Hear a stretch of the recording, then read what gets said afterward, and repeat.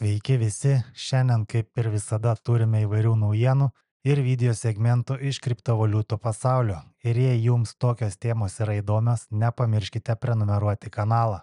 Taigi pradedam nuo MicroStrategy, jie ir vėl paskelbė apie naują bitkoino pirkimą.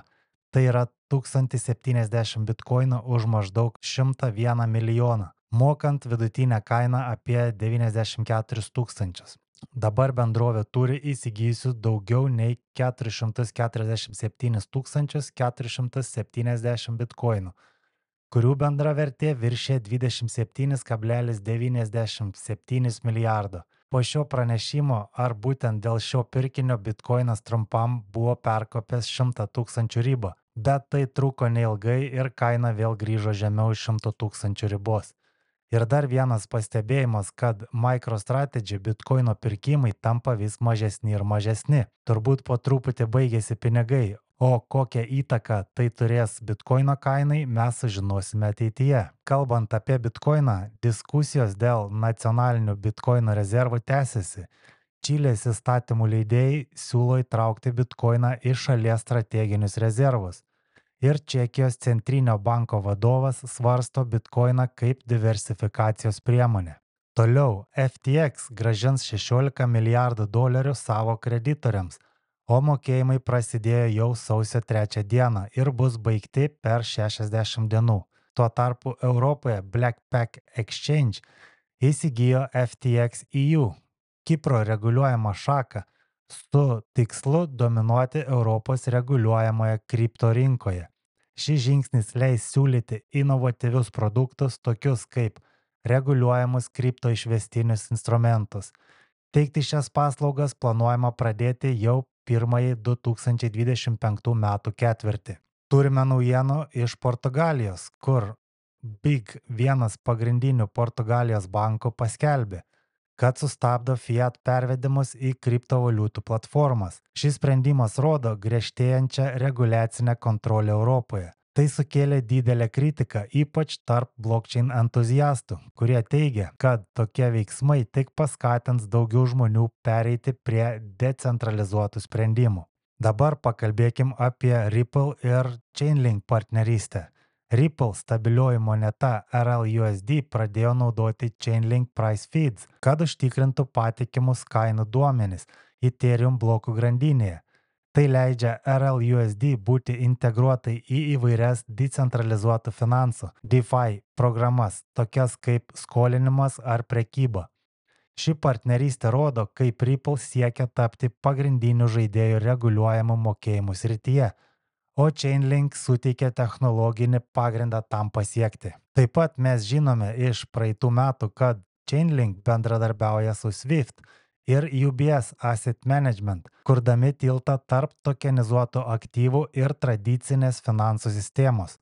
Tai rodo, kad Chainlink ne tik padeda Ripple, bet ir tampa esminiu infrastruktūros žaidėjų globalioje ekonomikoje. O dabar pažiūrėkime į šį video iš Citigroup, kuriame kalbama apie vieną kartą gyvenime vykstančią permainą finansų architektūroje. Our long careers, but it does feel like we're in the midst of a once-in-a-lifetime shift.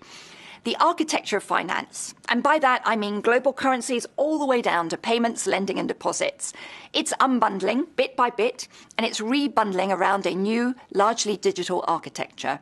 And this happened in trading over the last few decades, and it was an evolution. But what we're seeing now is more of a revolution, with new architectures supplanting old ones. And the way our industry has operated for decades, it's going to be replaced with new ways. And the scale and the speed required to serve our clients, it's of a completely different magnitude. So here at Citi, where we move over $4 trillion globally each day, where we enable clients to issue payments in 144 different currencies, where we do business in more than 160 different countries and are on the ground in nearly 100 of them, well, we have a deep appreciation for scale and agility. And we're seeing how the world is becoming more global and more local at the same time, and how it's becoming faster and how it's becoming more complex. We're reshaping our firm and our exceptional assets so that we maintain our relevancy and we continue to deliver for clients. Swift, as the community that underpins global flows must make the same journey. Not just talk about it, but actually accelerate action. Because if traditional payments remain slow and comparatively clunky, as they are today, then it's a huge incentive for others to develop alternative, large-scale global payment systems that could be cheaper and much faster.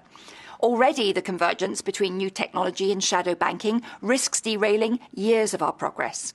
There's always been unregulated financial activity, but the new technology has the potential to scale that globally to the detriment of the regulated sector and the clients and the consumers we serve. We simply can't afford the regulated sector to be perceived as technologically deficient to the unregulated sector, and that's why we must relentlessly modernise our regulated financial system through public-private partnerships and through communities that bring our industry together, such as SWIFT. Taigi matėme, jog Citi pabrėžė, kad globali finansų architektūra keičiasi ir SWIFT turi prisitaikyti prie naujų standartų, kad išliktų aktualus. Tai dar labiau paryškina Chainlink Ripple vaidmenį, kuriant naujos kartos mokėjimų sistemas. HBAR Foundation prisijungimas prie Chainlink Scale programos rodo, kad Hedera taip pat yra šios naujos infrastruktūros dalis. Chainlink CCIP ir duomenų srautai dabar naudojami Hederos tinkle, o tai leidžia dar labiau išplėsti šios ekosistemos galimybės. Toliau matome, kad Ripple vadovai Brett Garlinghouse ir Stuart Aldoradį susitiko su Donaldu Trumpu Mar-a-Lago rezidencijoje.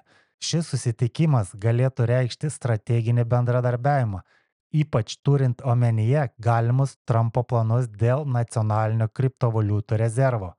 Taip pat mes jau žinojome, kad Gary Gensler pasitraukė iš SEC vadovo posto, o dabar ir CFTC vadovas Rustin Beyman paskelbė, kad jis atsistatydins Donaldo Trumpo inauguracijos dieną.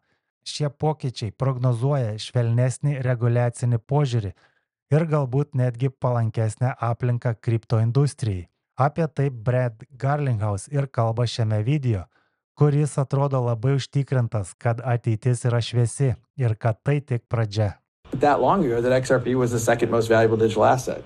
And again, that's before you had these exogenous factors that I would say were unnatural, maybe not ethical in debate, but, and I think now you're seeing that change.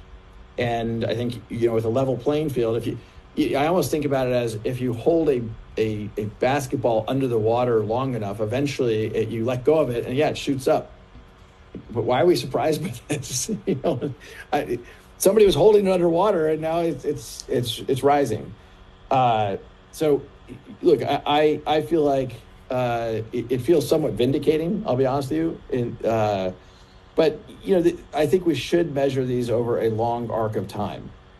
I encourage Ripple employees, yes, we are aware that XRP has gone up in value, but we really do try to take a very long-term view about what we're building and how that contributes to an internet of value and how XRP can be a critical component of an internet of value.